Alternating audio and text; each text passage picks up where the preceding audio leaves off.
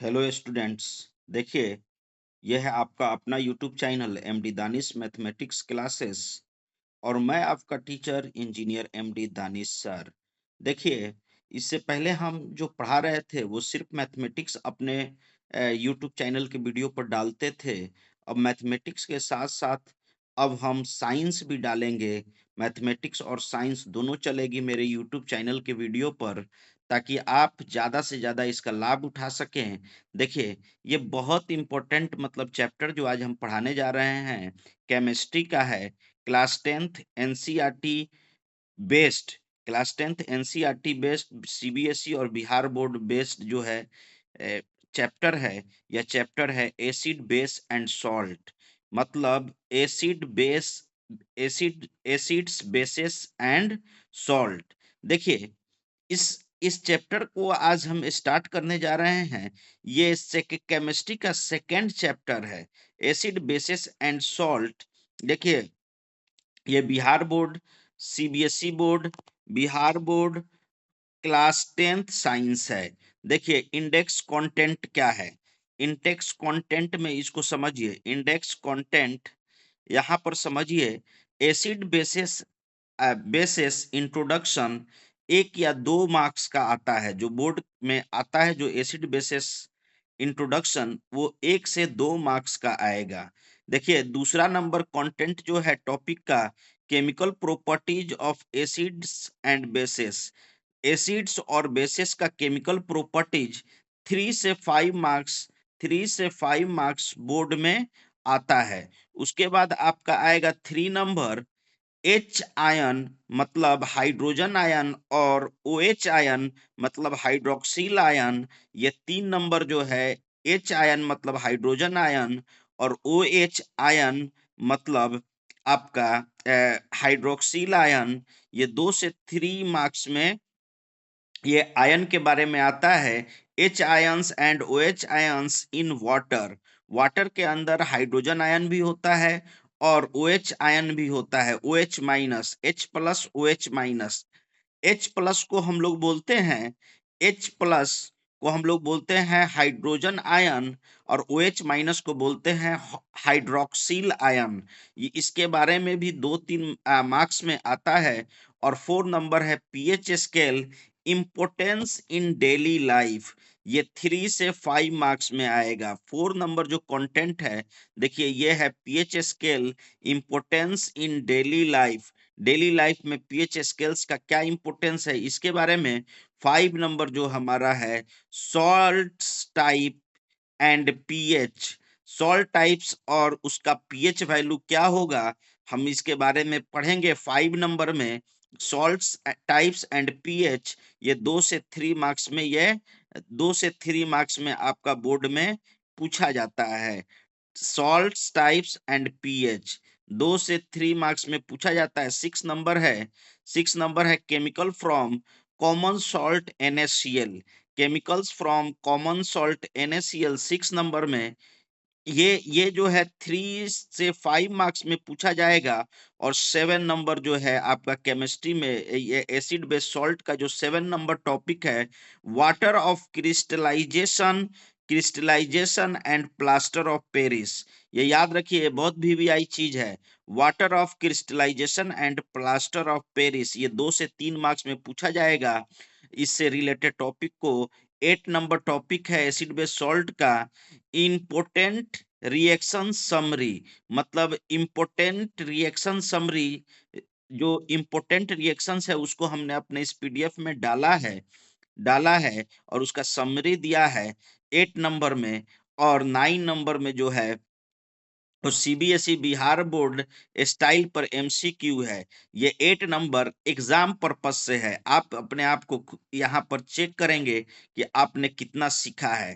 तो 8 नंबर है important reaction summary, revision के लिए। देखिए, 8 नंबर जो है वो रिवीजन पर्पज से है। 9 नंबर है एमसीक्यू प्रैक्टिस। आपको प्रैक्टिस कराया जाएगा इस वीडियो के माध्यम से। जो 9 नंबर में हम एमसीक्यू देंगे, वो सीबीएसई और बिहार बोर्ड के स्टाइल पर होगा, जो आप खुद को जज करेंगे कि आप कितना मतलब कि सीखे हैं। देखिए, तो अब स्टार्ट करने जा रहे हैं टॉपिक।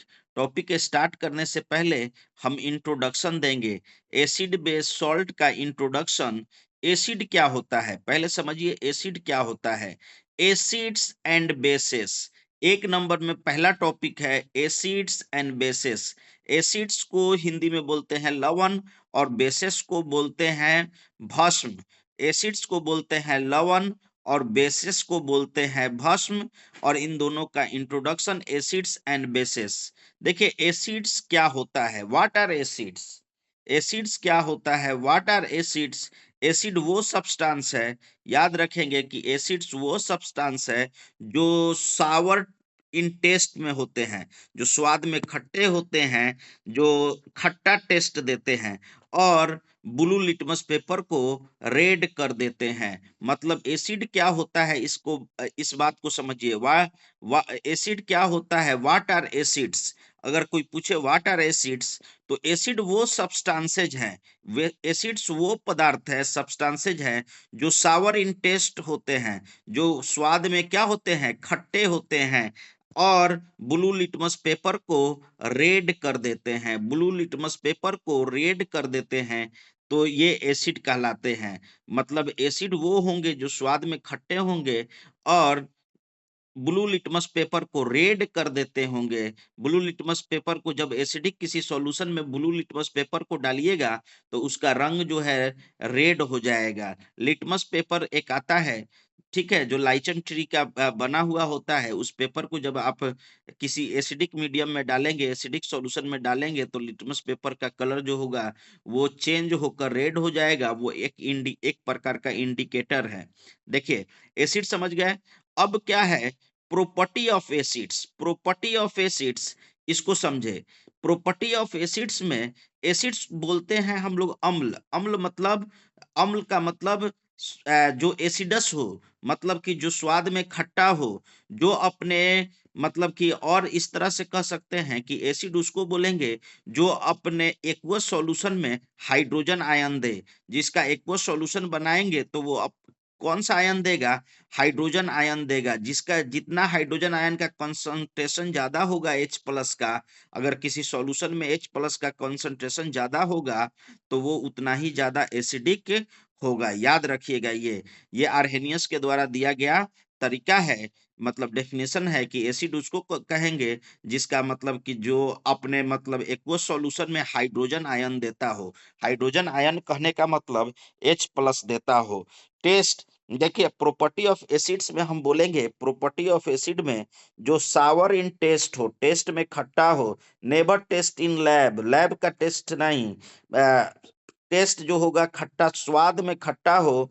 जो दूसरा नंबर इसका प्रॉपर्टी है, जो ब्लू लिटमस को रेड कर देता हो, जो ब्लू लिटमस को रेड करता हो, जिसका पीएच वैल्यू, पीएच स्केल पर इसका पीएच वैल्यू -7 से छोटा होगा।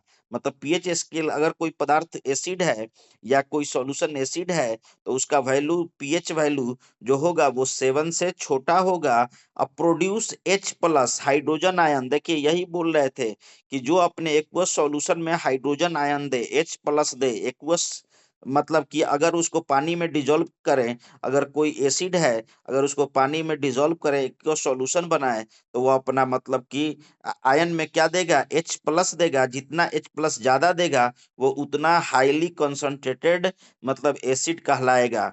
और देखिए वाटर मिलाते हैं तो डाइल्यूट करने के लिए एसिड में वाटर मिलाते हैं, तो वाटर जो है एकाएक वाटर नहीं मिला देते हैं। अगर एकाएक एसिड में वाटर मिलाएंगे तो वो मतलब कि वो बहुत रिएक्शन करेगा और बहुत ज्यादा मतलब टॉक्सिक और मतलब क्षति पहुंचाएगा, डेंजरस होगा।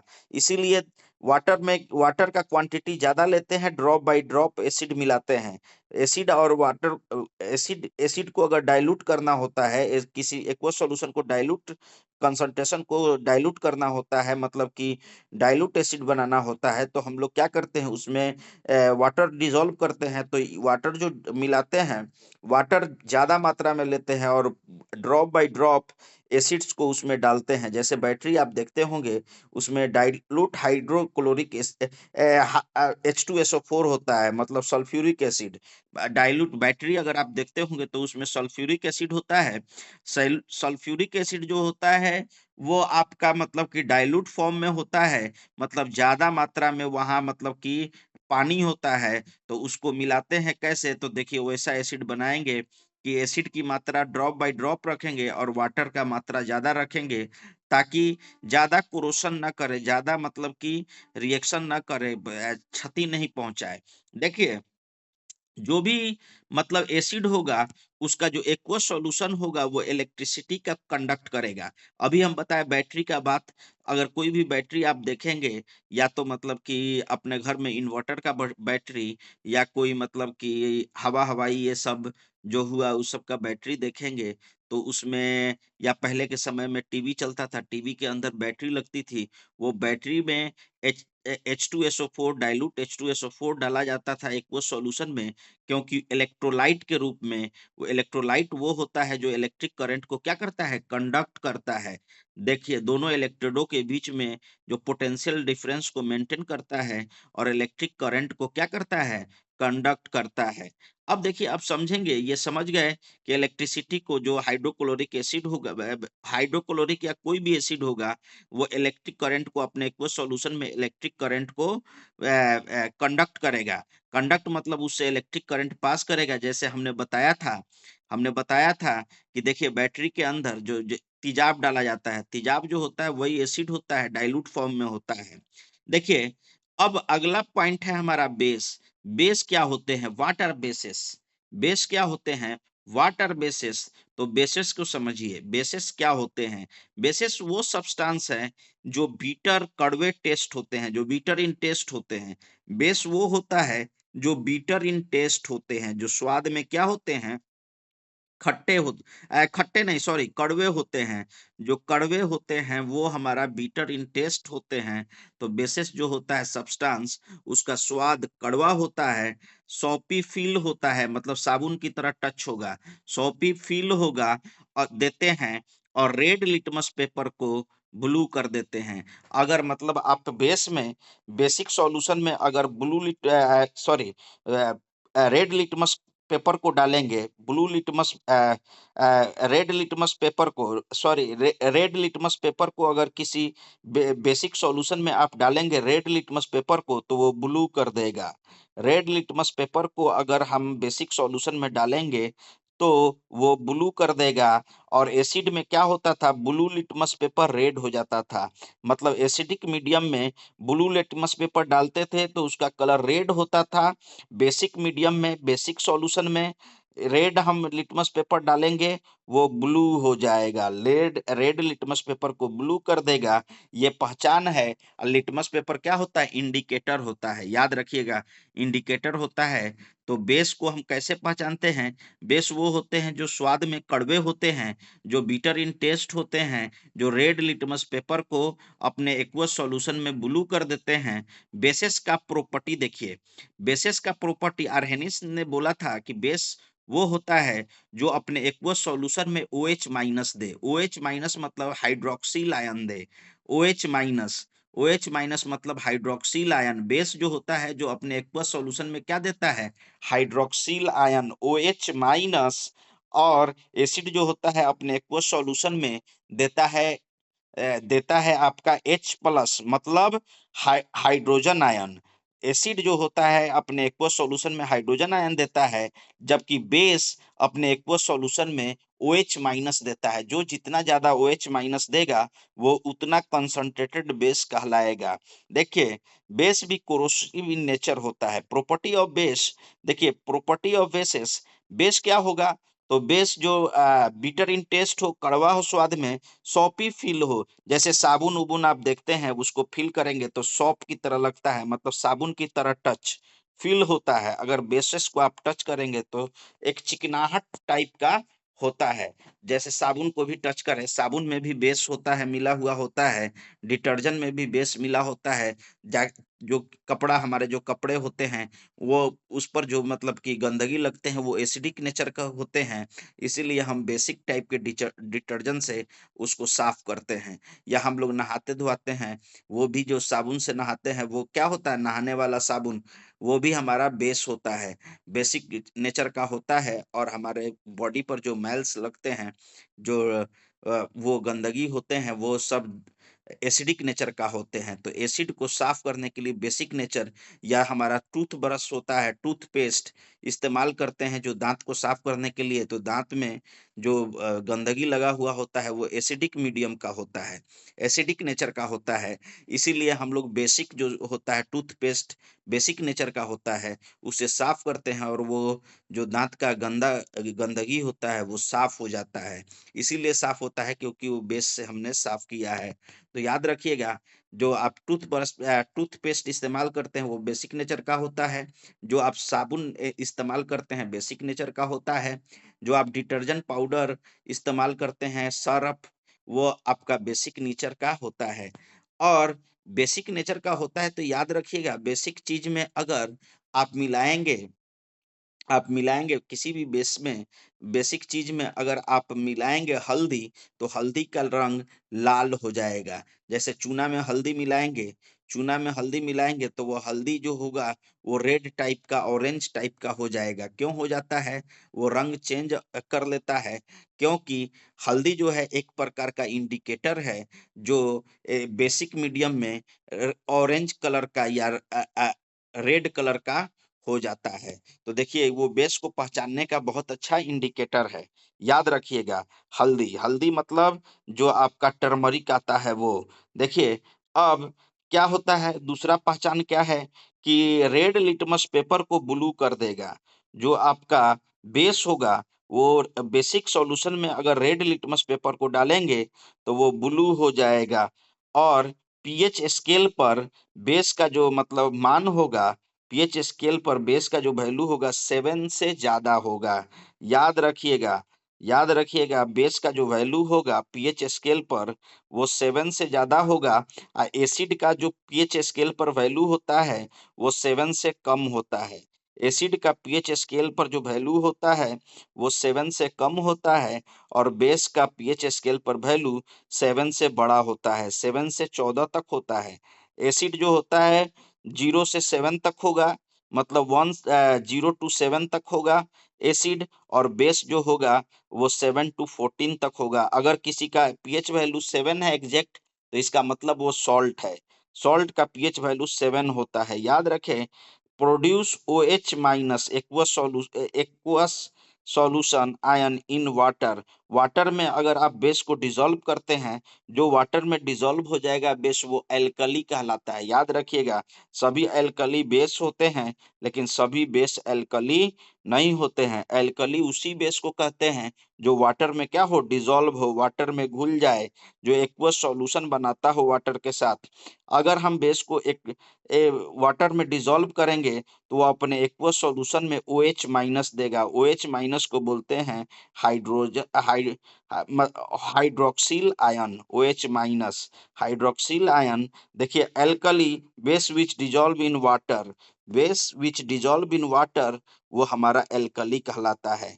याद रखेंगे, एक वीडियो में हम पूरे इस चैप्टर को पकड़ लेंगे, कवर करेंगे। देखिए इंडिकेटर्स का कहने का मतलब क्या होता है, सूचनाक या सूचकांक का कांक, मतलब जो सूचना देता हो, जो इंडिकेट करता हो, बताता हो कि कौन एसिड है, कौन बेस है, कौन एसिड है, कौन बेस है, जो बताता हो, वो हमारा इंडिकेटर कहलाता है।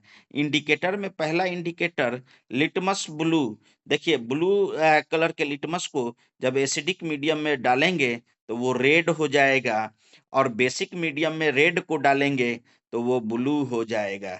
याद रखेंगे, जब आप मतलब कि ब्लू लिटमस पेपर को एसिड में डालेंगे तो रेड हो जाएगा, और जब रेड लिटमस पेपर को बेस में डालेंगे तो वो रेड लिटमस पेपर को बेस में डालेंगे तो वो ब्लू हो जाएगा। याद रखेंगे।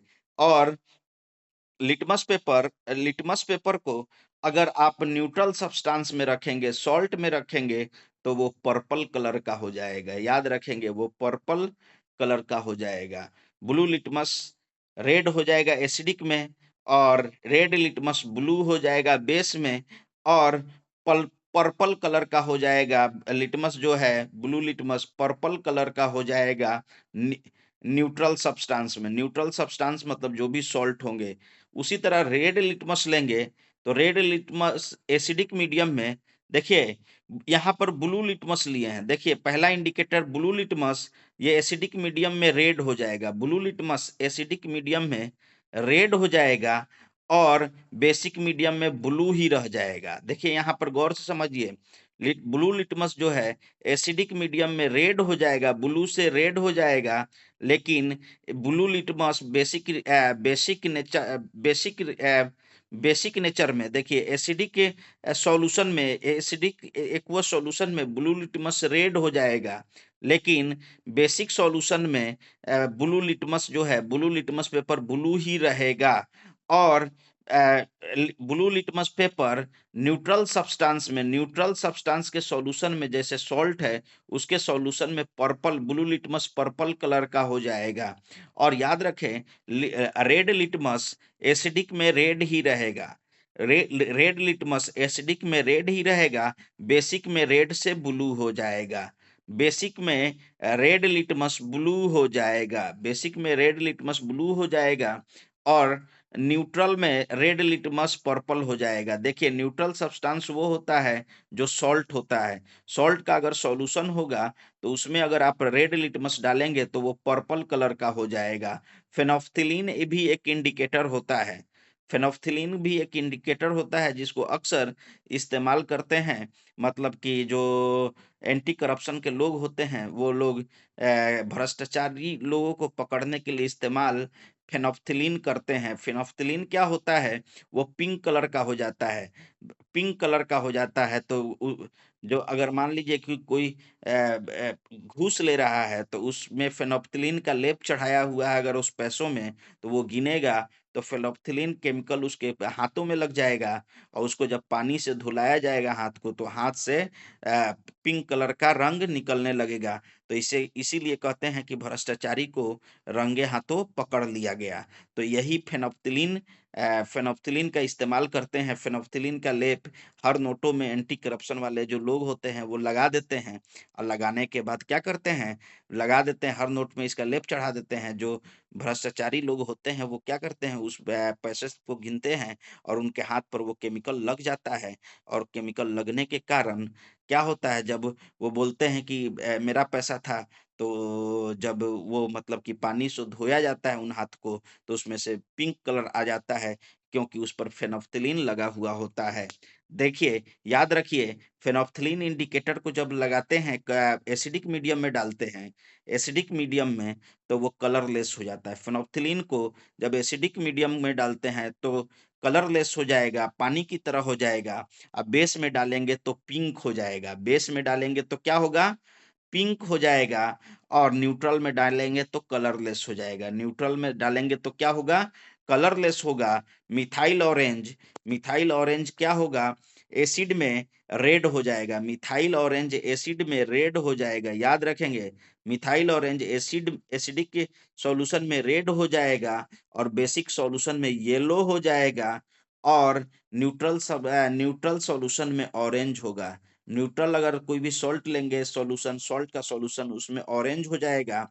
टर्मरिक भी हमारा एक प्रकार का, जिसको हल्दी बोलते हैं, एक प्रकार का नेचुरल नेचुरल जो है आपका इंडिकेटर है, जो बताता है कि कौन एसिड है कौन बेस है। तो खास करके एसिड को नहीं पहचानता है, बेस को पहचानता है। तो याद रखिएगा, टर्मरिक एसिडिक चीज में पीला ही रहेगा, मतलब एसिड, किसी एसिडिक सॉल्यूशन में अगर टर्मरिक डालेंगे तो वो पीला ही रहेगा। लेकिन लेकिन अगर बेस में डालेंगे तो रेड ब्राउन हो जाएगा। ब्राउन मतलब कत्थक टाइप का रेड जो होगा, उस टाइप का हो जाएगा। अगर टर्मरिक, जैसे जो हल्दी चूना किसी का हाथ पैर टूट जाता है या चोट लग जाता है, तो हल्दी चूना जो लगाते हैं, उनको पता होगा कि हल्दी में जैसे चूना डालते हैं, क्योंकि चूना जो होता है वो बेसिक नेचर का होता है, वो रेड हो जाता है हल्दी। देखिए, याद रखिएगा, और न्यूट्रल में क्या होगा, हल्दी, हल्दी जो टर्मरिक है वो येलो ही रहेगा। न्यूट्रल कोई भी सॉल्ट में वो न्यूट्रल ही रहेगा, याद रखिएगा। ये बहुत वीवीआई चैप्टर है और इसको समझना है। देखिए ट्रिक याद रखिएगा, A B R B, A B R B, acid blue से रेड हो जाएगा और ब्लू लिटमस, देखिए इसका एक exam trick A B R B मतलब एसिडिक ब्लू रेड हो जाएगा। देखिए exam trick A B R B याद रखिएगा, मतलब ए बी में ब्लू लिटमस रेड रेड हो जाएगा, acid plus blue litmus red हो जाएगा। ए बी का मतलब acid plus blue litmus red हो जाएगा। और बेसिक में बेसिक में रेड लिटमस ब्लू हो जाएगा। याद रखिएगा ये चीज बहुत वीवीआई है कि अगर आप एसिडिक मीडियम में ब्लू लिटमस को डालते हैं तो रेड हो जाएगा, जब बेस में आप रेड लिटमस को डालते हैं तो ब्लू हो जाएगा। नेचुरली अकरिंग एसिड्स, जो नेचुरली अकरिंग एसिड्स होता है, देखिए एसिड्स दो प्रकार का होता है। एक होता है आपका एसिड ऑर्गेनिक एसिड, एक होता है आपका मिनरल एसिड। जो मतलब हम लोग लैब में तैयार करते हैं वो मिनरल एसिड होता है, जो ज्यादा कोरोसिव इन नेचर होता है, जो किसी चीज को जला देगा, ठीक है, किसी चीज को जला देगा, किसी चीज को बर्बाद कर सकता है। वो हमारा मतलब खास करके जो मतलब कि एसिड होता है वो होता है कौन सा एसिड, तो वो होता है मिनरल एसिड। हमारे बॉडी में भी मिनरल एसिड पैदा होता है, HCl हाइड्रोक्लोरिक एसिड। जो हमारे स्टमक है उसमें हाइड्रोक्लोरिक एसिड बनता है, जिसका पीएच वैल्यू 1.5 होता है, 1.5 पीएच वैल्यू होता है। फिर भी हमारा बॉडी का जो आंत होता है वो जलता नहीं है। क्यों नहीं जलता है? क्योंकि उसमें म्यूकस निकलता है जो उसके मतलब कि एसिडिटी को कम करता है। और लाइनिंग जो एसिडिक मतलब कि जो लाइन है इसका स्टमक के अंदर का, उन लाइनिंग को बचाता है और स्टमक के दीवारों को प्रोटेक्ट करता है। याद रखिएगा, याद रखिएगा। हमारा मतलब नेचुरल ऑकरिंग जो एसिड होगा वो सिरिका, विनीगर, विनीगर जो बनाया जाता है वो उसमें एसिटिक एसिड होता है। दूध जो होता है, देखिए दूध में, दूध सावर मिल्क में भी एसिटिक एसिड होता है, सिरका में भी एसिटिक एसिड होगा और सावर मिल्क में, कर्ड में लैक्टिक एसिड होगा। सॉरी, याद रखिएगा कि विनीगर, सिरका जो मतलब लीची से या जामुन से बनाया जाता है जो पेट दर्द में काम आता है, वो एसिडिक नेचर का होता है। अचार उचार में डाला जाता है विनीगर ताकि उसको प्रिजर्व करके बचाया जा सके। तो एसिटिक एसिड होता है किसमें? विनेगर में। और और याद रखिएगा लेमन और ऑरेंज में सिट्रिक एसिड होता है। अक्सर याद रखिएगा जो खट्टा चीज होगा, खट्टा वाला फल होगा, उसमें सिट्रिक एसिड या एस्कॉर्बिक एसिड रहता है। याद रखिएगा, याद रखिएगा। सिट्रिक एसिड, लेमन में ऑरेंज में सिट्रिक एसिड होगा और टमाटो में ऑक्जेलिक एसिड रहता है। टमाटो में ऑक्जेलिक एसिड। तो हमारा एसिड जो होता है याद रखेंगे दो तरह का होता है, एक मिनरल एसिड जिसको लैब में तैयार करते हैं, एक ऑर्गेनिक एसिड जो हमारा लिविंग थिंग्स से मिलता है। जैसे लिविंग थिंग्स पेड़ पौधा, एनिमल्स, इंसान, इन सब से मिलता है, जानवर से मिलता है, पेड़ पौधा से मिलता है, वो हमारा होता है organic, natural occurring acid, organic acid. तो ऑर्गेनिक एसिड अभी देखिए विनेगर बोले एसिटिक एसिड मिलता है, लेमन सिट्रिक एसिड मिलता है, टमाटो में ऑक्जेलिक एसिड होता है, नेस्ले स्टिंग में मेथनोइक एसिड होता है। जो नेस्ले या स्टिंग बच्चा सब पीता है उसमें मेथनोइक एसिड होता है। इसीलिए ज्यादा ये जो है मतलब स्टिंग उस्टिंग नहीं पीना चाहिए। और देखिए सावर मिल्क और कर्ड, दूध में और कर्ड में, देखिए दूध और दही में लैक्टिक एसिड पाया जाता है। कौन लैक्टिक एसिड पाया जाता है? लैक्टिक एसिड पाया जाता है दूध में और दही में, लैक्टिक एसिड पाया जाता है। याद रखेंगे। और इमली, इमली जो होता है खट्टा सा, टमराइंड, टमराइंड में टार्टरिक एसिड पाया जाता है, टार्टरिक एसिड पाया जाता है। याद रखेंगे। और एंट स्टिंग में, देखिए एंट स्टिंग में जो चींटी काटता है, चींटी, उसमें मेथेनोइक एसिड पाया जाता है। जो नेटल स्टिंग जो है वो वो स्टिंग पीने वाला नहीं, सॉरी, हमने गलत बोल दिया। नेटल स्टिंग का मतलब वो पीने वाला नहीं, जो भी काटने वाला हड्डा बिढ़नी होता है। देखिए हड्डा बिढ़नी होता है, उसके अंदर मेथेनोइक एसिड होता है। हड्डा बिढ़नी जो स्टिंग, जो मतलब बिढ़नी हो या हड्डा हो जो काट लेता है और अपना डंक छोड़ देता है आपके स्किन में, और स्किन में क्या हो जाता है, स्किन में दर्द होने लगता है और सूजन होने लगता है, फूल जाता है, वो सब मेथेनोइक एसिड के कारण। या आपका एंट टेस्टिंग का मतलब कि जो आपका चींटी काटती है और डंक छोड़ देती है, तो उसमें मेथेनोइक एसिड होता है, और मेथेनोइक एसिड के कारण वहां पर दर्द और मतलब पीड़ा महसूस होता है। स्टमक में HCl होता है, अभी बताया है, जिसका जिसका पीएच वैल्यू 1.5 होता है, वो HCl होता है। खाना खाने के बाद पीएच वैल्यू बढ़ जाता है, 2 हो जाता है। देखिए 2 से 2.5 हो जाता है। उसके बाद अगला पॉइंट है हमारा, अगला पॉइंट है chemical property of acids and base. ये मैंने बहुत मेहनत से बनाया है ये पीडीएफ, ताकि आपको एक ही शॉर्ट्स में पूरा मतलब चैप्टर दे दूं, एक ही शॉर्ट्स में पूरा चैप्टर आपको डिटेल से बता दूं। दूसरा नंबर है chemical property of acid and base. देखिए याद रखिएगा, केमिकल प्रॉपर्टी बहुत वीवीआई है। Chemical property acid and base का बहुत वीवीआई है। इसको याद रखिएगा कि 2.1 में एसिड जब मेटल से एसिड जब मेटल से मिलेगा, तो एसिड मेटल से जब रिएक्ट करेगा तो सॉल्ट और हाइड्रोजन गैस बनाता है। याद रखेंगे ये लाइन 2.1, एसिड जब मेटल से मिलेगा तो सॉल्ट और हाइड्रोजन गैस बनाता है।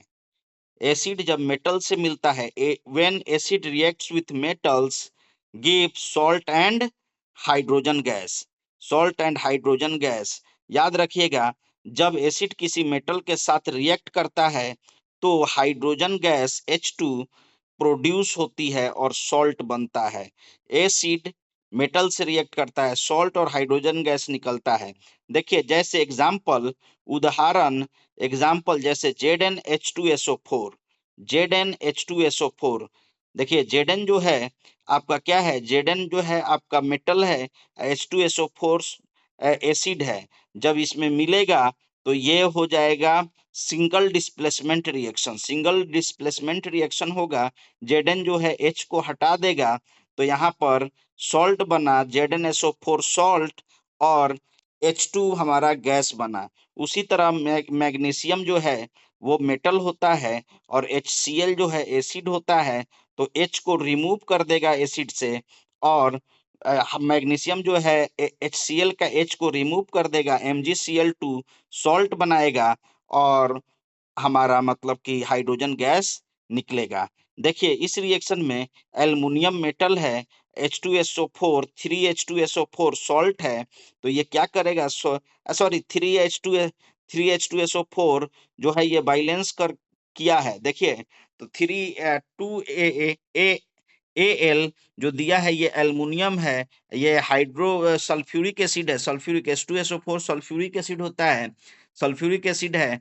तो Al सल्फ्यूरिक एसिड से करेगा रिएक्शन, तो इसका पॉजिटिव आयन को निकाल देगा और खुद उसके निगेटिव आयन SO4 से मिलकर Al2SO4 मतलब एल्युमिनियम सल्फेट, और एल्युमिनियम सल्फेट सॉल्ट बना देगा और हाइड्रोजन गैस निकलेगा। उसी तरह जब आयरन Fe मतलब आयरन फेरिक जब HCl से मिलता है तो FeCl2 और प्लस H2O बनाता है। देखिए आयरन जो है मेटल है, HCl एसिड है, एसिड से जब मेटल रिएक्ट किया तो सॉल्ट बना FeCl2, फेरिक या फेरस क्लोराइड, और हाइड्रोजन गैस इवॉल्व हुआ।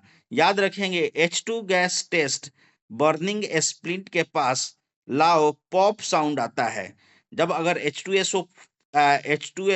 H2O गैस को जब मतलब आप मतलब कि हाइड्रोजन गैस कैसे पहचानेंगे, जब बर्निंग स्प्लिंट के पास लाएंगे तो पॉप की तरह आवाज आएगा, तो समझेंगे कि हाइड्रोजन गैस वहां पर निकल रहा है।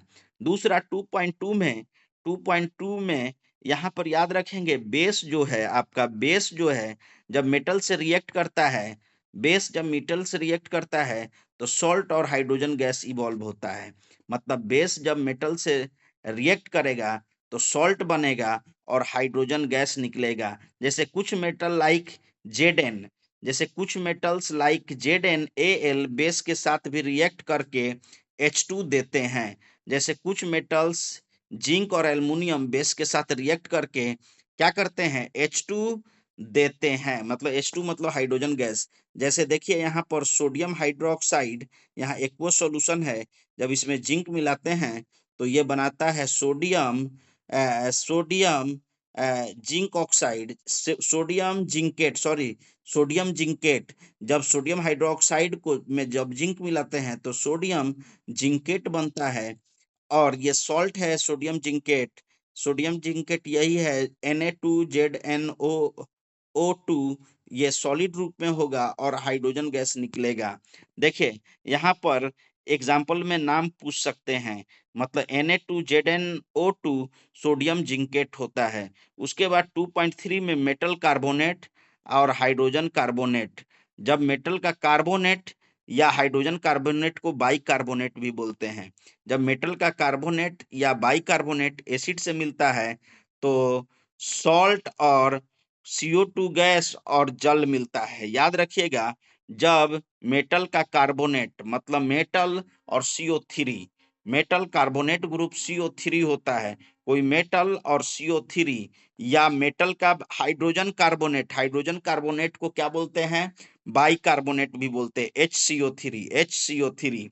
जब एसिड से मिलता है, मेटल कार्बोनेट जब एसिड से मिलेगा या मेटल बाइकार्बोनेट जब एसिड से मिलेगा तो सॉल्ट बनाएगा, कार्बन डाइऑक्साइड गैस निकलेगा और जल बनेगा। सॉल्ट बनाएगा, कार्बन डाइऑक्साइड गैस निकलेगा और जल। जब मेटल का कार्बोनेट एसिड से रिएक्ट करेगा तो सॉल्ट बनेगा, कार्बन डाइऑक्साइड गैस निकलेगा और H2O बनेगा। H2O मतलब जल। देखिए सोडियम कार्बोनेट जब HCl, सोडियम कार्बोनेट ये हमारा मेटल का कार्बोनेट है, सोडियम मेटल है, मेटल का कार्बोनेट CO3। तो जब मेटल का कार्बोनेट जब सोडियम कार्बोनेट HCl एसिड से मिल रहा है, हाइड्रोक्लोरिक एसिड से, तो NaCl बनाता है। NaCl आपका क्या है, लॉन है और H2O जल है और CO2 गैस निकल रहा है, कार्बन डाइऑक्साइड गैस निकल रहा है। फिर NaHCO3 ये मेटल का बाइकार्बोनेट बोलिए या मेटल का हाइड्रोजन कार्बोनेट, जब एसिड से मिला तो बनाया NaCl, सॉल्ट बनाया और वाटर बनाया H2O और CO2 गैस निकला। उसी तरफ जब CO2 गैस का चेक कैसे करते हैं, जब लाइम वाटर CaOH से पास कराते हैं तो मिल्क वाइट हो जाता है। देखिए जब CO2 गैस को जब लाइम वाटर से आप पास कराएंगे तो मिल्की वाइट हो जाएगा। ये मिल्की वाइट की तरह हो जाएगा तो समझिएगा कि CO2 गैस निकल रहा है। उसी तरह से देखिए ये लाइम वाटर है, मतलब कैल्शियम हाइड्रोक्साइड से जब CO2 को पास कराएंगे तो कैल्शियम कार्बोनेट बनेगा और वाटर बनेगा। देखिए CO2 कैंडल बुझा देता है, एग्जिस्टिंग H2 पॉप साउंड देता है। देखिए CO2 जो है कैंडल को बुझा देगा। CO2 कार्बन डाइऑक्साइड है और कार्बन डाइऑक्साइड क्या होता है, कोई भी चलती चीज को बुझा देता है। जैसे एग्जॉस्टर जो बहुत सारा मतलब सिनेमा उनेमा हॉल या बड़े बड़े मॉलों में रखे होते हैं, एग्जॉस्टर टाइप का एक एक सिलेंडर रखा होता है, उसमें CO2 गैस, यही रिएक्शन होता है। कैल्शियम कार्बोनेट, देखिए यही रिएक्शन होता है। वहां पर कार्बन डाइऑक्साइड गैस निकलता है उस एग्जॉस्टर से, और जहां पर भी मतलब इलेक्ट्रिक शॉर्ट से जब आग लगा तो वहां पर CO2 गैस छोड़ी जाती है और वो बुझ जाता है, आग पर कंट्रोल पाया जाता है। देखिए जब आपका H2 गैस निकलेगा तो पॉप साउंड आएगा। न्यूट्रलाइजेशन रिएक्शन याद रखिएगा, न्यूट्रलाइजेशन रिएक्शन बहुत इंपॉर्टेंट है। ये हमेशा एसिड बेस के लिए होता है। न्यूट्रलाइजेशन रिएक्शन याद रखिएगा, ये एसिड जब एसिड बेस से रिएक्ट करेगा तो न्यूट्रलाइज हो जाएगा, मतलब सॉल्ट और वाटर बनेगा। याद रखिएगा 2.4 न्यूट्रलाइजेशन रिएक्शन, इसको अ, उदासीनीकरण अभिक्रिया, न्यूट्रलाइजेशन रिएक्शन को हिंदी में करते हैं उदासीनीकरण अभिक्रिया। मतलब एसिड बेस से एक दूसरे के साथ मिलते हैं तो दोनों एक दूसरे को न्यूट्रलाइज करते हैं, सॉल्ट और वाटर बनाते हैं। मतलब एसिड जब बेस से रिएक्ट करेगा तो सॉल्ट और वाटर बनाएगा। यहाँ पर क्लियर लिखा हुआ है, acid react with base, give salt and water. देखिए जैसे NaOH, NaOH एक्वस सॉल्यूशन है, सोडियम हाइड्रोक्साइड बेस है, HCl एक्वस सॉल्यूशन है, ये एसिड है, और दोनों NaOH और HCl बेस और एसिड मिला तो NaCl एक्वस बनाया जो हमारा सॉल्ट है, और वाटर बना H2O। देखिए इस तरह से बन गया। ये बहुत वीवीआई है, पूरा चैप्टर को हम कवर करेंगे, इस तरह से आप जुड़े रहेंगे। उसी तरह H plus aqueous OH minus aqueous जल बनाता है। देखिए या जल को आप इलेक्ट्रोलाइसिस करके तोड़ेंगे तो H प्लस OH माइनस में टूटेगा। देखिए प्रैक्टिकल यूज, एसिडिटी में एंटा एसिड माइल्ड बेस स्टोमक के एक्स्ट्रा एसिड को न्यूट्रलाइज कर देता है। देखिए एसिडिटी, जब आपको पेट में, किसी के पेट में एसिडिटी रहता है और बहुत ज्यादा गैस बनता है तो ऊपर से दिया जाता है एंटा एसिड। एंटा एसिड क्या होता है? वो बेस होता है जो एसिड को न्यूट्रलाइज कर देता है और वो पानी और ये बना देता है, नमक और पानी बनाकर टॉयलेट के रास्ते से वो निकाल देता है। जो जिसको भी अगर पेट में दर्द होगा तो आप देखिएगा गैस का प्रॉब्लम होगा तो वो गैस का दवा खाएगा या सिरप पिएगा एंटा एसिड, जो गैस की टेबलेट्स होती है या सिरप होता है उसको एंटा एसिड बोलते हैं, उस जेल को एंटा एसिड बोलते हैं। वो उसको जब पीते हैं तो वो स्टमक में जाती है और स्टमक में जो HCl है, जो मतलब एसिड है, उसको न्यूट्रलाइज कर देता है, क्योंकि एंटा एसिड बेस होता है। एसिड बेस रिएक्शन होगा और सॉल्ट और वाटर बनेगा। सॉल्ट बनकर वाटर टॉयलेट के रास्ते से निकल जाएगा। इसी तरह मेटेलिक ऑक्साइड जब एसिड से रिएक्ट करेगा तो बेसिक ऑक्साइड बनाएगा। सॉरी, जब मेटल का ऑक्साइड एसिड के ऑक्साइड बेसिक ऑक्साइड से रिएक्ट करेगा, मेटल का ऑक्साइड एसिड से रिएक्ट करेगा, जैसे मेटल ऑक्साइड एसिड से रिएक्ट करेगा, सॉल्ट वाटर बनाएगा। मेटल का ऑक्साइड बेस होता है, याद रखिएगा मेटल का ऑक्साइड 2.5 में, मेटल का ऑक्साइड, किसी भी मेटल का ऑक्साइड बेस होता है।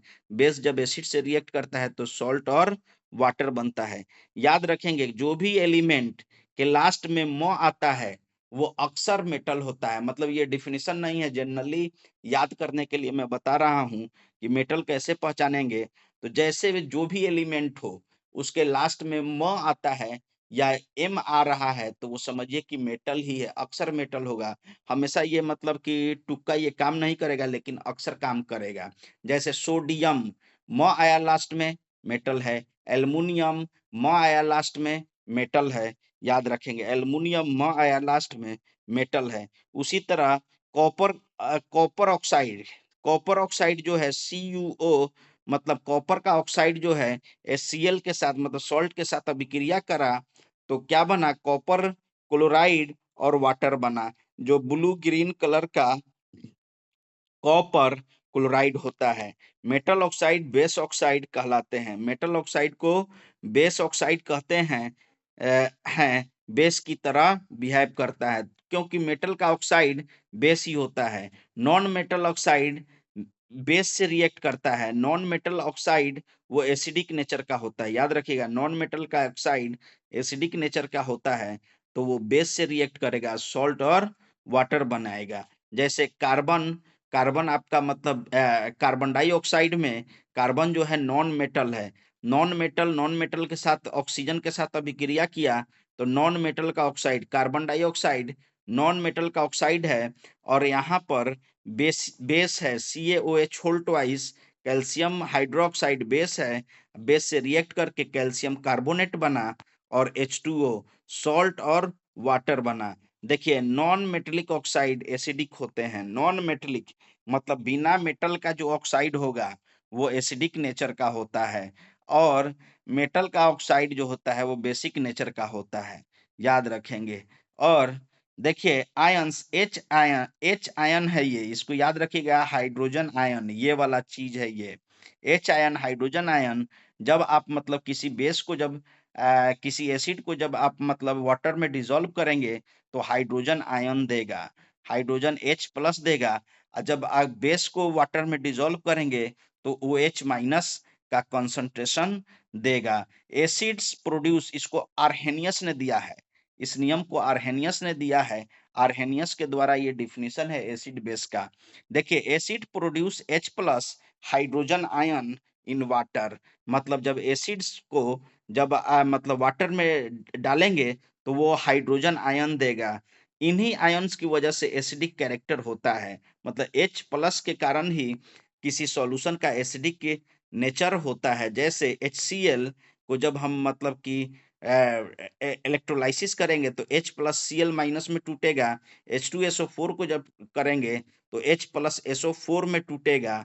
देखिए, इलेक्ट्रोलाइसिस कीजिए या मतलब कि आपको इलेक्ट्रोलाइटिक सेल में डालिए, जब H2SO4 को डालिएगा तो H plus SO4 minus minus में टूटेगा। ये H प्लस क्या है दे रहा है, इसका मतलब ये हमारा मतलब कि बेस है, H2SO4 बेस है। यहाँ पर HCl में भी H प्लस दे रहा है, ये बेस है। जैसे HCl H2O में दे रहा है तो हाइड्रोनियम आयन दे रहा है। H3O प्लस को हाइड्रोनियम आयन कहते हैं। ये भी हमारा देखिए, तो H प्लस अकेला एग्जिस्ट नहीं करता, ऑलवेज हाइड्रोनियम आयन फॉर्म में होता है। H प्लस किसके रूप में होता है, तो हाइड्रोनियम आयन के। ड्राई HCl गैस लिटमस के रंग को नहीं बदलता है। याद रखेंगे, ये VVI क्वेश्चन है, बात है।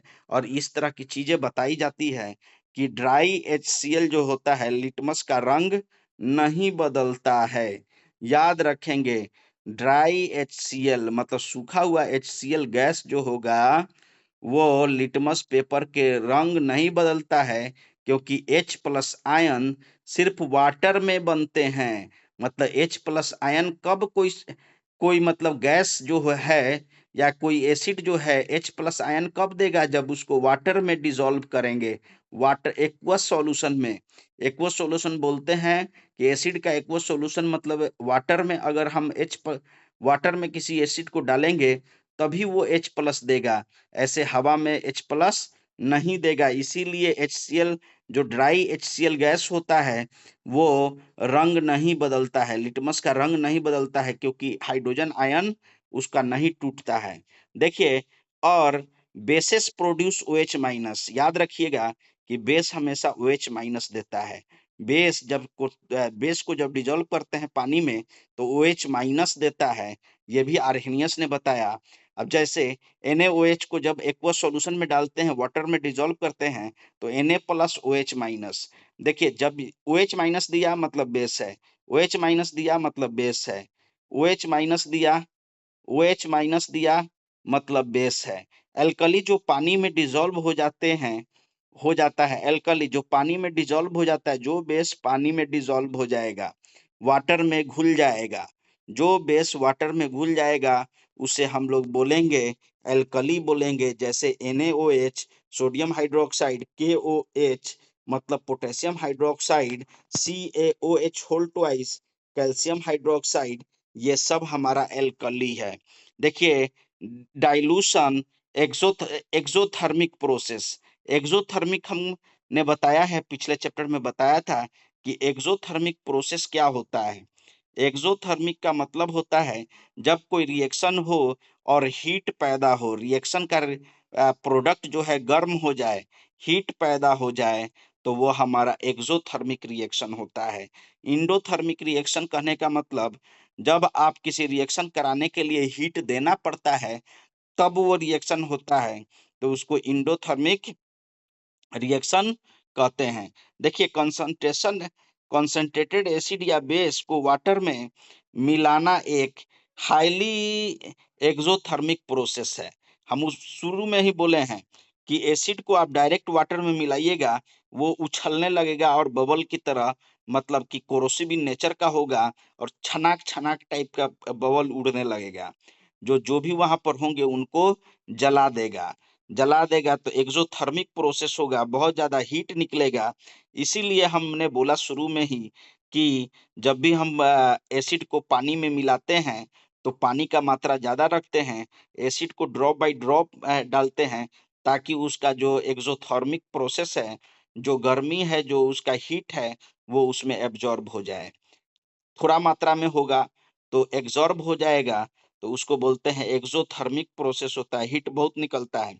सेफ्टी रूल, एग्जाम में प्रैक्टिकल दोनों इम्पोर्टेंट है। एग्जाम में प्रैक्टिकल भी इम्पोर्टेंट है और सेफ्टी रूल याद रखिएगा। एग्जाम और प्रैक्टिकल दोनों इंपॉर्टेंट है। Always acid to water, never water to acid. हमेशा एसिड को वाटर में मिलाएंगे, वाटर को एसिड में नहीं मिलाएंगे। अगर एक बूंद भी वाटर को एसिड में मिला दिए, अगर एक बूंद भी वाटर को एसिड में मिला दिए, एक बूंद वाटर को अगर एसिड में मिला दिए, तो पूरा एक्सोथर्मिक प्रोसेस हो जाएगा और पूरा वहां पर जितने भी लोग होंगे वो जल जाएंगे और वहां से पानी, बबल्स, ये सब उड़ने लगेगा और सब जला देगा। इसीलिए हमेशा एसिड को मिलाते हैं वाटर में और एसिड का मात्रा ड्रॉप में रखते हैं और वाटर बहुत बड़ा मात्रा में रखते हैं, ताकि इसका एसिड का अगर मतलब एक्सोथर्मिक जो प्रोसेस हो, तो वो हीट को वो क्या करे, एब्जॉर्ब कर ले। इसीलिए वाटर का मात्रा ज्यादा। देखिए ट्रिक याद करो। आओ acid into aqua water. Aqua water मतलब एक्वा को वाटर बोलते हैं, एसिड को वाटर में मिलाएंगे, वाटर को एसिड में नहीं मिलाएंगे। वाटर को एसिड में डालोगे तो रिएक्शन इतनी तेज होगी कि मिक्सचर स्लैश स्लैश करेगा और बर्न हो सकता है। मतलब अगर कोई एसिड में वाटर को मिलाने जाएगा तो हो सकता है कि वो पूरा जल जाए, क्योंकि पानी उनी जो जो भी एसिड होगा उछल उछल कर कूदने लगेगा और वो जला सकता है। इसीलिए पानी को एसिड में नहीं मिलाना चाहिए, एसिड को पानी में मिलाना चाहिए। एसिड का मात्रा ड्रॉप बाय ड्रॉप होना चाहिए। देखिए याद रखिएगा, pH scales and importance in daily life. देखिए पीएच का फुल फॉर्म होता है पोटेंज, जर्मन वर्ड है मीनिंग पावर। पोटेंज का मतलब होता है, जर्मन वर्ड है, मीनिंग इसका मतलब पावर होता है। हाइड्रोजन आयन कंसंट्रेशन का मेजर। देखिए पीएच का वैल्यू होता है पोटेंज, हाइड्रोजन आयन कंसंट्रेशन का मेजर। देखिए मतलब पीएच मतलब पीएच स्टैंड्स फॉर पोटेंज वर्ड, जर्मन वर्ड है जो पावर बताता है किसका, H प्लस का। अब जैसे 0 to 6 एसिड, एसिडिक होगा लेमन जूस। देखिए 0 to 6 एसिडिक होगा लेमन जूस, लेमन जूस देखिए 2.2 तक होगा, 2.2 तक होगा। 7 हो गया, अगर किसी का पीएच वैल्यू 7 है तो वो न्यूट्रल होगा। 0 to 6 है किसी का पीएच वैल्यू तो वो एसिडिक होगा, जैसे लेमन जूस। 2.2 होगा, जैसे आपका एसिड है, अगर कोई एसिड है, सॉरी, अगर कोई एसिड है तो उसका पीएच वैल्यू 0 to 6 होगा, जैसे एसिडिक, लेमन जूस 2.2 के आसपास होता है। और अगर कोई न्यूट्रल है, सॉल्ट है, तो सॉल्ट का जो पीएच वैल्यू होता है 7 होता है, जैसे नेचुरल वाटर, नेचुरल वाटर या ब्लड 7.4 होता है। 7.4 मतलब ये लगभग न्यूट्रल होता है। ब्लड का जो ये होता है वो लगभग न्यूट्रल होता है। प्योर वाटर का पीएच वैल्यू 7 होता है, 7.4। 8 से 14 मतलब 8 to 14 अगर किसी का पीएच वैल्यू होगा तो वो एल्कली होगा, एल्कलाइन होगा, बेसिक नेचर का होगा, बेसिक नेचर का होगा, बेसिक नेचर का होगा। Milk of magnesia, milk of magnesia जो है वो आपका बेसिक नेचर का होता है, जिसका पीएच वैल्यू 10 के बराबर होता है। देखिए पोटेंज कहते हैं, पीएच का मतलब पी फॉर पोटेंज, एच फॉर एच प्लस, मतलब हाइड्रोजन आयन का power, concentration. Trick pH and H plus concentration का inverse relation, concentration. Trick pH और एच प्लस कंसंट्रेशन का इनवर्स रिलेशन होता है। पीएच बढ़ता है तो एच प्लस घटता है।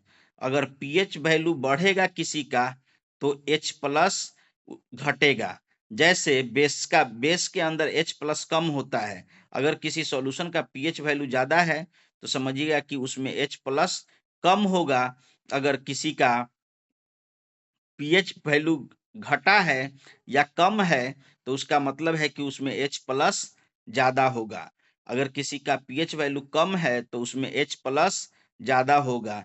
तो जितना ज्यादा स्ट्रॉन्ग एसिड होगा उसका पीएच वैल्यू उतना ही कम होगा। याद रखेंगे, जितना ज्यादा स्ट्रॉन्ग एसिड होगा उसका पीएच वैल्यू उतना ही कम होगा, तो एच प्लस उतना ही ज्यादा होगा। इम्पोर्टेंस इम्पोर्टेंस पीएच वैल्यू याद कर लो, इम्पोर्टेंट पीएच वैल्यू याद कर लो, सब्सटेंस पीएच। देखिए गैस्ट्रिक जूस HCl ये 1.2 होता है, इसका पीएच वैल्यू 1.2 से 1.5। जो आपके पेट के अंदर HCl जो होता है वो 1.2 होता है, 1.5 होता है, खाना खाने के बाद 2.2 भी हो जाता है। लेमन जूस का पीएच वैल्यू 2.2 होता है। विनीगर का मतलब पीएच वैल्यू 3 होता है। और सलाइवा बिफोर मील, खाना खाने से पहले सलाइवा का पीएच वैल्यू 6.5 से 7.5 तक होता है। एसिड रेन 5.6 से नीचे होता है।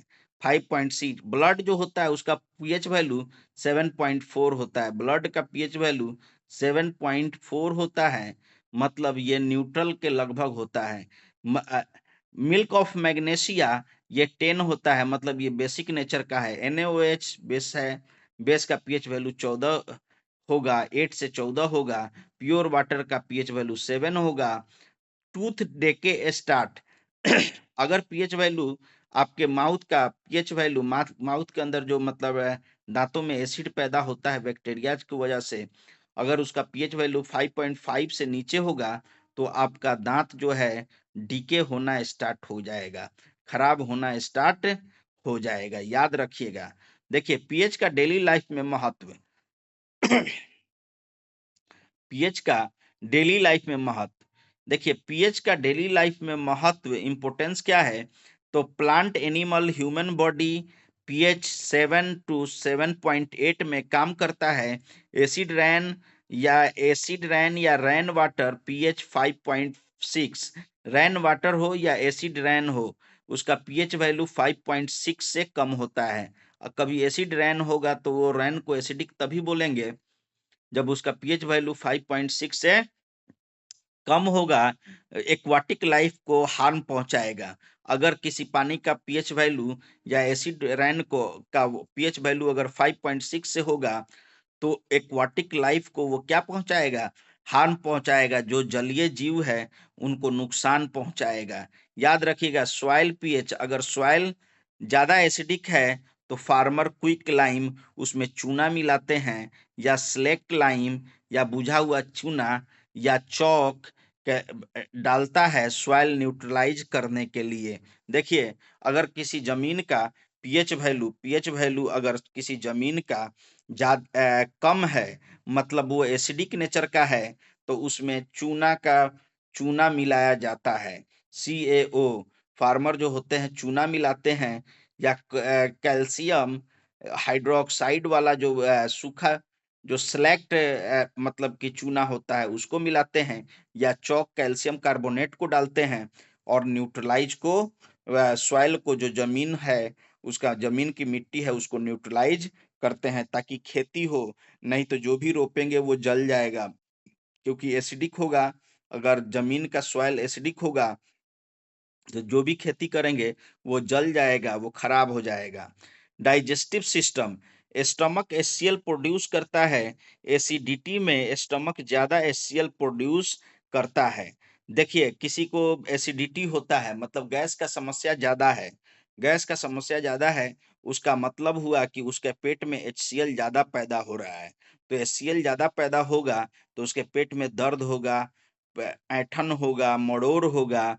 तो एसिडिटी ज्यादा पैदा हो रहा है तो उसको डॉक्टर जो है एंटा एसिड देता है। Milk of magnesia MgOH whole twice, ये एंटा एसिड क्या होता है, बेस होता है जो कोई भी गैस का दवा में मिला होता है, या तो सिरप हो या जेल हो, उसमें मैग्नीशियम हाइड्रोक्साइड मिला होगा, जो आपके पेट जब आप पिएंगे उसको या टेबलेट खाएंगे तो पेट के अंदर के गैस को क्या करेगा, न्यूट्रलाइज कर देगा। और जब न्यूट्रलाइज करेगा तो सॉल्ट वाटर बना देगा, आपको राहत महसूस होगा। टूथ डीके, अगर पीएच का वैल्यू माउथ के अंदर का जो पीएच वैल्यू अगर लार का या मतलब दांत का के ऊपर का चीज का पीएच वैल्यू जो उस पर लगा हुआ है गंदगी, अगर उसका पीएच वैल्यू 5.5 से कम हो 5.5 से कम हो तो टूथ इनेमल जो होता है, इनेमल दांत का ऊपर जो चमकीला चीज होता है, दांत के ऊपरी भाग पर परत पर जो चमकीला परत होता है वो इनेमल होता है। वो इनेमल क्या होता है, खराब होने लगता है। तो टूथपेस्ट यूज करते हैं। तो हम लोग टूथपेस्ट यूज करते हैं क्यों? क्योंकि एसिडिक चीज वहाँ का हट जाए। हम लोग दांत जब साफ करते हैं तो दांत के अंदर जो गंदगी है वो एसिडिक नेचर का होता है, टूथपेस्ट से वो हट जाता है, क्योंकि टूथपेस्ट बेसिक नेचर का होता है। देखिए बी स्टिंग, बी स्टिंग मतलब कोई भी मक्खी उक्खी मधुमक्खी है, वो जो मतलब इंजेक्ट करती है, जब वो काटता है, डंक मारता है, तो उससे मेथनोइक एसिड निकलता है, इंजेक्ट कर देता है। जो क्या होता है, वहां पर पीड़ा होने लगता है, फूलने लगता है, सूजन होने लगता है। तो हम लोग sodium baking soda mild base लगाते हैं, या तो कोई बेसिक चीज वहां पर लगाते हैं, कभी मतलब प्याज उयाज, या मतलब आपका कोई साबुन उबुन टाइप का कुछ लगाते हैं, ताकि वो न्यूट्रलाइज हो जाए और रिलीफ हो। देखिए उसके बाद आपका 5 पॉइंट चैप्टर 2 का एसिड बेस एंड सॉल्ट। देखिए salt types and pH value. Salt का टाइप क्या होगा और पीएच वैल्यू? तो सॉल्ट दो कंपाउंड होता है, एसिड और बेस का न्यूट्रलाइजेशन से बनता है। सॉल्ट याद रखिएगा, एसिड और बेस के न्यूट्रलाइजेशन से सॉल्ट बनता है। एसिड और बेस के न्यूट्रलाइजेशन से क्या बनता है? सॉल्ट बनता है। जब एसिड बेस से रिएक्ट करेगा तो सॉल्ट बनाता है। General acid reacts with base gives salt and water. Neutralize neutral salt जो होगा, neutral salt strong acid strong base से बनेगा। न्यूट्रल सॉल्ट जो होगा स्ट्रॉन्ग एसिड और स्ट्रॉन्ग बेस से बनेगा। न्यूट्रल सॉल्ट स्ट्रॉन्ग एसिड और स्ट्रॉन्ग बेस से बनेगा, जिसका पीएच वैल्यू 7 होगा। जिसका पीएच वैल्यू कितना होगा? 7। जैसे NaCl, इसका पीएच वैल्यू 7 होता है। KNO3, इसका पीएच वैल्यू 7 होता है। एसिडिक सॉल्ट किससे बनेगा? Strong acid weak base. Acidic salt किससे बनेगा? अगर किसी सॉल्ट का वैल्यू एसिडिक है, मतलब कोई सॉल्ट जो है एसिडिक नेचर का है, तो इसका मतलब उसमें स्ट्रॉन्ग एसिड है, वीक बेस है, इसीलिए एसिड का पार्ट उसमें रह गया। उसका पीएच वैल्यू 7 से कम होगा। पीएच वैल्यू 7 से कम होगा। जैसे NH4Cl, NH4Cl और ZnSO4, ये बेसिक नेचर का एसिडिक नेचर का होता है। बेसिक सॉल्ट, अगर वीक एसिड लें और स्ट्रॉन्ग बेस, वीक एसिड और स्ट्रॉन्ग बेस मिलाए, बेसिक सॉल्ट वीक एसिड और स्ट्रॉन्ग बेस मिलाए, तो ये हमारा पीएच वैल्यू 7 से बड़ा हो जाएगा, और ये बेसिक सॉल्ट होगा, बेसिक नेचर का होगा, 7 से बड़ा होगा, बेसिक नेचर का। जैसे सोडियम कार्बोनेट और CH3COONA, ये जो होता है ये हमारा मतलब कि बेसिक नेचर का होता है। स्ट्रॉन्ग प्लस स्ट्रॉन्ग न्यूट्रल होगा। याद रखिएगा, स्ट्रॉन्ग एसिड को स्ट्रॉन्ग बेस से मिलाइएगा तो न्यूट्रल होगा। स्ट्रॉन्ग एसिड को वीक बेस से मिलाइएगा तो एसिडिक सॉल्ट बनेगा। वीक एसिड को स्ट्रॉन्ग बेस से मिलाइएगा तो बेसिक सॉल्ट बनेगा। इस तरह से बनता जाता है। अब देखिए अगला, कॉमन सॉल्ट क्या होता है? याद रखिएगा, कॉमन सॉल्ट बहुत वीवीआई चीज है, इसको याद रखिएगा। कॉमन सॉल्ट NaCl एक बहुत इंपॉर्टेंट रॉ मटेरियल है। इसमें NaOH, bleaching powder, baking soda and washing soda बनाया जाता है। कॉमन सॉल्ट एक बहुत इंपॉर्टेंट रॉ मटेरियल है। कॉमन सॉल्ट का इस्तेमाल करके NaOH मतलब sodium hydroxide, bleaching powder, baking soda, washing soda बनाया जाता है। देखिए सोडियम हाइड्रोक्साइड क्लोर एल्कली, मतलब क्लोरो एल्कली है। Sodium hydroxide chloro alkali process मतलब ब्राइन NaCl एक्वस सॉल्यूशन से जब इलेक्ट्रिसिटी पास कराने पर NaOH, Cl2 और H2 मिलते हैं। जब NaCl ब्राइन NaCl में से इलेक्ट्रिसिटी, जब मतलब NaCl के एक्वस सॉल्यूशन से इलेक्ट्रिसिटी पास कराते हैं, तो सोडियम हाइड्रोक्साइड मिलता है, Cl2 मिलता है और H2 मिलते हैं।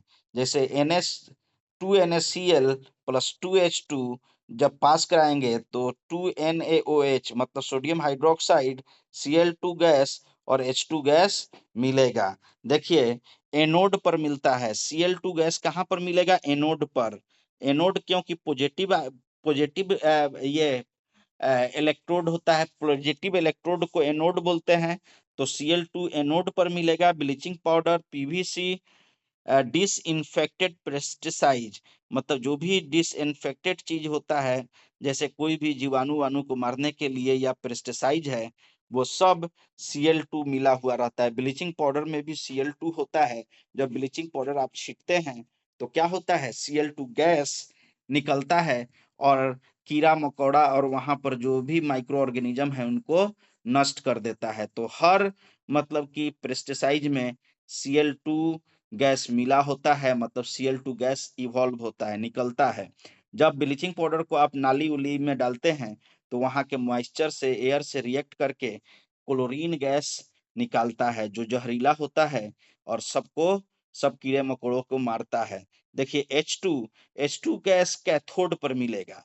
कोई भी मतलब की रिएक्शन होगा तो उसका H2 जो गैस निकलेगा, ये H2 गैस जब निकलेगा तो ये कहाँ निकलेगा, ये कैथोड पर निकलेगा। कैथोड का माइनस चार्ज होता है, निगेटिव इलेक्ट्रोड को कैथोड बोलते हैं। जैसे फ्यूल, मार्गेनिन, अमोनिया, फर्टिलाइजर, ये सब कैथोड पर बनता है। NaOH कैथोड के पास मिलता है। NaOH भी कैथोड के पास मिलता है, जो सॉप होगा, डिटर्जेंट होगा, पेपर होगा, आर्टिफिशियल फाइबर्स होगा, ये सब ब्लीचिंग पाउडर का आपका फॉर्मूला होता है CaO2 होल ट्वाइस, मतलब CaOlClCl कह सकते हैं। CaClO2 whole twice chlorine gas को ड्राई सिलेक्ट कैल्शियम हाइड्रोक्साइड पर पास कराते हैं तो ब्लीचिंग पाउडर बनता है। देखिए, ड्राई सिलेक्ट से जब हम सोडियम हाइड्रोक्साइड से क्लोरीन गैस को पास कराते हैं तो ब्लीचिंग पाउडर, ये ब्लीचिंग पाउडर है, और CaCl2 कैल्शियम क्लोराइड और वाटर मिलता है। Use of bleaching powder, bleaching powder का यूज क्या होता है, याद रखेंगे। ब्लीचिंग पाउडर का यूज क्या होता है, टेक्सटाइल इंडस्ट्री में कॉटन लाइन और ब्लीच करना, मतलब टेक्सटाइल इंडस्ट्री में इसका इस्तेमाल होता है, कॉटन में इस्तेमाल होता है ब्लीचिंग पाउडर का, और ब्लीच करने के लिए। देखिए, दूसरा पेपर फैक्ट्री में, जहां पर पेपर बनता है लकड़ियों से, वहां पर मतलब कि ब्लीचिंग पाउडर का इस्तेमाल होता है पल्प के ब्लीच करने के लिए। दूसरा बात, ब्लीचिंग पाउडर को क्या किया जाता है, drinking water to germs free, drinking water को जर्म्स फ्री बनाने के लिए ब्लीचिंग पाउडर मिलाया जाता है। जैसे पहले के समय में क्लोरीन टैबलेट डालता था, क्लोरीन टैबलेट सरकार डालता था कुआं में, या मतलब कह सकते हैं ब्लीचिंग पाउडर डालता था कुआं में, ताकि उसके अंदर का जो भी बैक्टीरिया है, माइक्रो ऑर्गेनिज्म है, एल्गी है, वो सब मर जाए। इसके लिए ब्लीचिंग पाउडर डालता था, या क्लोरीन टैबलेट आती थी उसको सरकार डालते थे। ठीक है, तो यहाँ पर ड्रिंकिंग वाटर को जर्म्स फ्री बनाने के लिए केमिकल इंडस्ट्री में इसका इस्तेमाल होता है ऑक्सीडाइजिंग एजेंट के रूप में। ब्लीचिंग पाउडर का इस्तेमाल केमिकल इंडस्ट्री में होता है ऑक्सीडाइजिंग एजेंट के रूप में। बेकिंग सोडा, बेकिंग सोडा क्या होगा, सोडियम हाइड्रोजन कार्बोनेट को, मतलब सोडियम बाई कार्बोनेट को बेकिंग सोडा कहते हैं। NaCl, जब NaCl सॉल्ट को H2O से मिलाएंगे, H2O वाटर से मिलाएंगे, कार्बन डाइऑक्साइड गैस से मिलाएंगे और NH3 से मिलाएंगे तो ये NH4Cl बनेगा, अमोनियम क्लोराइड बनेगा, अमोनियम क्लोराइड बनेगा और सोडियम बाइकार्बोनेट, मतलब सोडियम हाइड्रोकार्बोनेट, हाइड्रोजन कार्बोनेट बनेगा। सोडियम हाइड्रोजन कार्बोनेट बोलिए या सोडियम बाइकार्बोनेट बोलिए, दोनों एक ही है। देखिए, ये बनेगा जब आप सोडियम बाइकार्बोनेट को हीट करेंगे, सोडियम बाइकार्बोनेट को हीट करेंगे तो सोडियम क्लोराइड बनेगा, सोडियम कार्बोनेट, सोडियम बाइकार्बोनेट ये है। सोडियम बाइकार्बोनेट को जब हीट करेंगे तो सोडियम कार्बोनेट बनेगा और हाइड्रोजन जल बनेगा और CO2 बनेगा। Use of baking soda, baking soda का यूज किस में करते हैं तो NaHCO3 ये इस्तेमाल करते हैं स्पॉन्जी बनाने के लिए। बेकिंग सोडा का इस्तेमाल करते हैं भोजन वोजन को बनाने के लिए, जैसे आपका मतलब केक उक बनाने के लिए, या मतलब कोई भी स्पॉन्जी चीज बनाने के लिए, पावरोटी, ये सब टाइप का चीज बनाने के लिए NaHCO3 का इस्तेमाल करते हैं। Tartaric acid, CO2 gas produce होता है। ब्रेड, केक, फ्लॉपी और स्पॉन्जी बनाने के लिए इसका इस्तेमाल होता है। एंटा एसिड, इसका इस्तेमाल एंटा एसिड के रूप में भी होता है। एंटा एसिड मतलब वो बेस जो मतलब पेट के एसिडिटी को न्यूट्रलाइज करता है, उसमें भी बेकिंग सोडा का इस्तेमाल होता है। सोडा एसिड फायर एक्जिस्टर में होता है, मतलब बेकिंग सोडा का इस्तेमाल फायर एक्जिस्टर में होता है। बेकिंग सोडा जब वो रिएक्ट करेगा तो क्या बनाएगा, कार्बन डाइऑक्साइड गैस बनाएगा, और वो कार्बन डाइऑक्साइड गैस से वहां पर लगा हुआ आग बुझ जाएगा।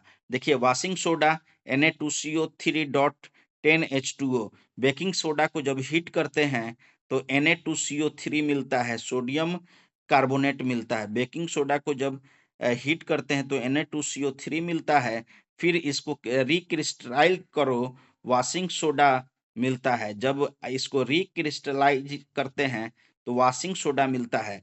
मतलब Na2CO3 को जब वाटर मिला देंगे तो Na2CO3 डॉट 10H2O मिलेगा, जो वाशिंग सोडा का फॉर्मूला है। यूज ऑफ वाशिंग सोडा, तो ग्लास, सॉप, पेपर इंडस्ट्री में यूज होता है। मतलब ग्लास बनाने में, सॉप साबुन बनाने में, पेपर बनाने में यूज होता है।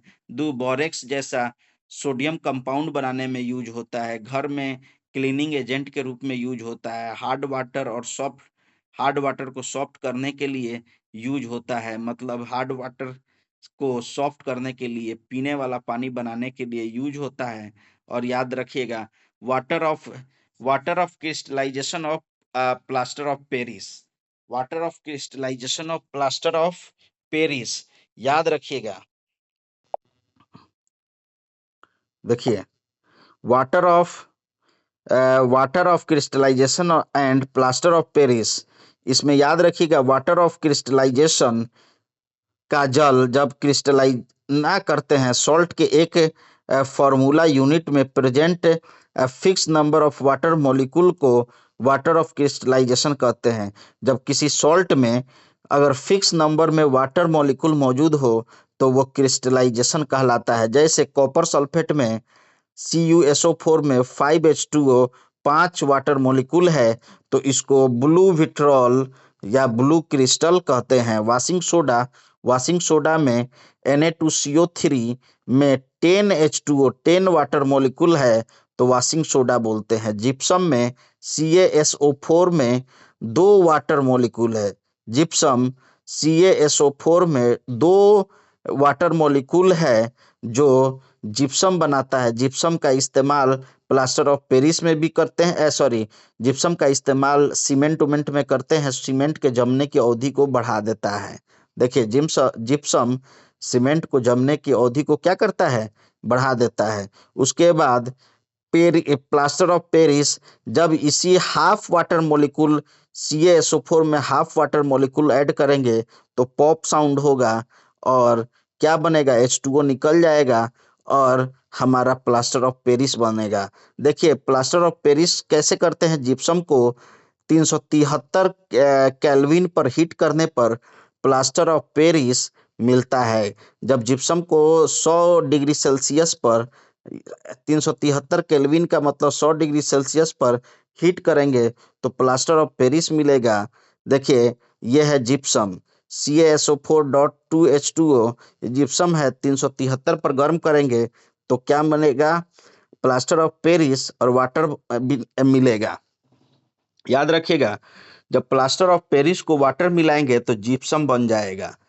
प्लास्टर ऑफ पेरिस में वाटर मिलाएंगे तो क्या बनेगा, जिप्सम बनेगा।